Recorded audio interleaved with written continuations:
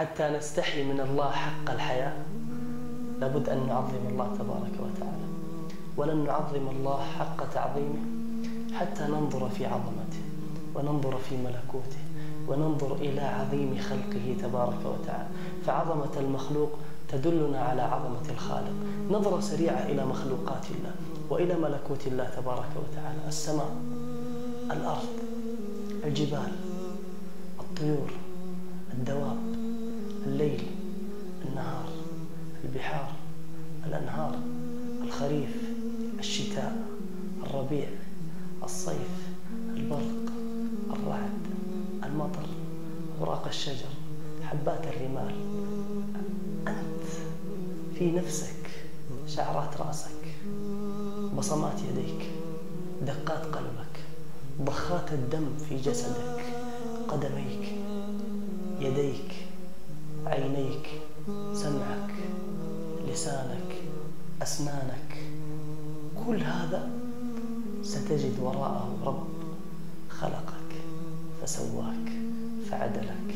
إذا نظرت في ملكوته تبارك وتعالى انظر لتلك الشجرة ذات الغصون النضرة كيف نمت من حبة وكيف صارت شجرة، فانظر وقل: من ذا الذي يخرج منها الثمرة؟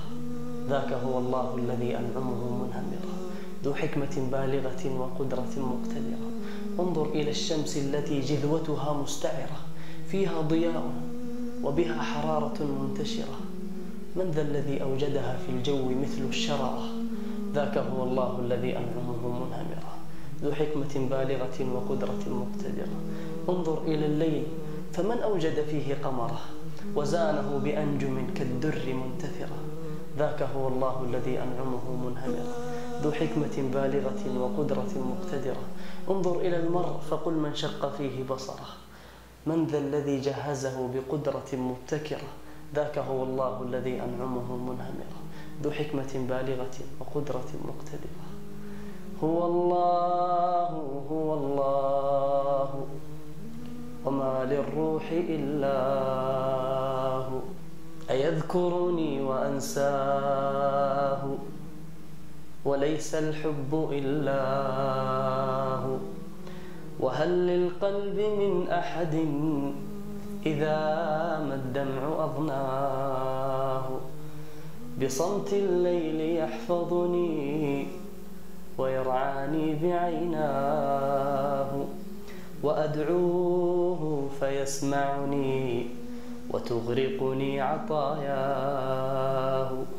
رحيم ليس يتركني إذا ما قلت رباه وأدعوه ليرحمني فيدركني برحماه.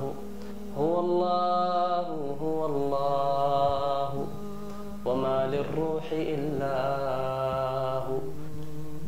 أعظم ما تلقى الله به قلب شديد الحياء من الله، قلب شديد الخجل من الله، قلب شديد الحب لله، قلب شديد الوجل من الله، قلب شديد الرجاء في الله.